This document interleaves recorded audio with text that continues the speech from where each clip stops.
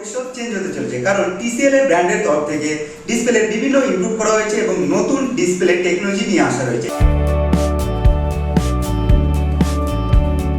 তারা RGB মাধ্যমে আপনারা জানেন যে কালার প্রোডাকশন করে থাকে যে কোনো ডিসপ্লে।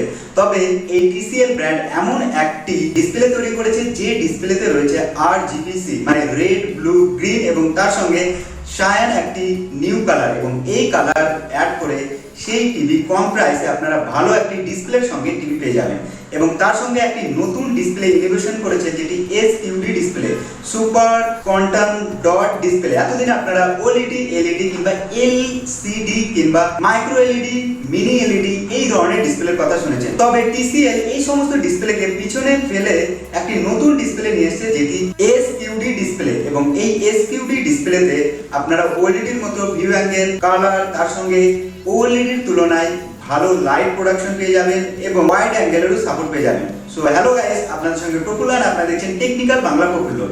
আজকে এই ভিডিওতে বলবো যে TCL এর তরফ থেকে ডিসপ্লেতে কি কি ইমপ্রুভ করেছে এবং নতুন যে SQD ডিসপ্লে এনেছে সেই SQD ডিসপ্লে আরো অন্যান্য ডিসপ্লের তুলনায় কেন এত ভালো। 2026 সালে TCL বিভিন্ন ধরনের টিভি নিয়ে আসছে এবং সেই টিভিতে ইউজ করছে তার নতুন একটি ডিসপ্লে যেটি SQD ডিসপ্লে। এবং এই SQD ডিসপ্লেতে এমন কি রয়েছে যেটি অটোমোটিভ ইন্ডাস্ট্রি, মোবাইল ইন্ডাস্ট্রি, কার ইন্ডাস্ট্রি এছাড়াও আরো বিভিন্ন যে সমস্ত ইন্ডাস্ট্রিতে ডিসপ্লে ইউজ করা হয় সমস্ত ডিসপ্লে চেঞ্জ হতে চলেছে। ওকে, আমরা ফ্ল্যাগশিপ টিভি হিসাবে জানি সোনি, স্যামসাং এবং LG।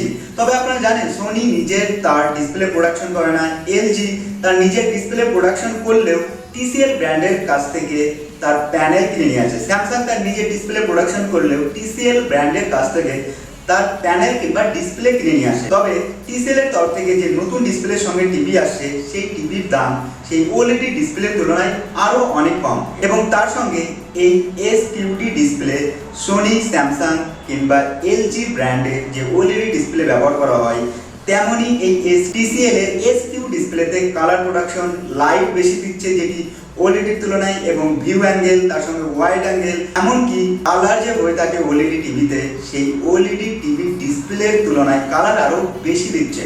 কারণ এখানে ব্যবহার করা হচ্ছে একটি নতুন কালার যেটি অ্যাড করেছে TCL এর তার SQD ডিসপ্লেতে, যেটি শায়ান কালার RGBC মানে রেড, ব্লু, গ্রিন এবং শায়ান। এবং এই কালার ব্যবহার করার কারণে এই ডিসপ্লেতে ব্রাইটনেস বেশি দিচ্ছে, এবং তার সঙ্গে LCD কিংবা LED কিংবা মাইক্রো LED তে একটি প্রবলেম ছিল যে ব্ল্যাক বস্তুকে ভালোভাবে ডিপলি ব্ল্যাক দেখায় না। তবে এই শাইন কালার ইউজ করার পরে এই TCL ব্র্যান্ডের তরফ থেকে SQD ডিসপ্লেতে ভালো ডিপ ব্ল্যাক বস্তুকে দেখা যাচ্ছে, কিংবা এক কথাই বলা যেতে পারে যে হোয়াইট বস্তুকে যেমন ন্যাচারালি হোয়াইট দেখায় OLED ডিসপ্লেতে দেখতে পান তেমনি SQD ডিসপ্লেতে TCL এর তরফ থেকে দেখতে পাবেন। তাছাড়া ডিসপ্লের ছবিতে যে শেডের প্রবলেম থাকতো সেটিও আর কোনো কিছু দেখা যাবে না, এবং তার সঙ্গে কালার, কন্ট্রাস্ট এবং এক কথাই বলা যায় আপনারা একটি পারফেক্ট কালারের সঙ্গে একটি OLED এর তুলনায় ভালো ডিসপ্লে পেয়ে যাবেন।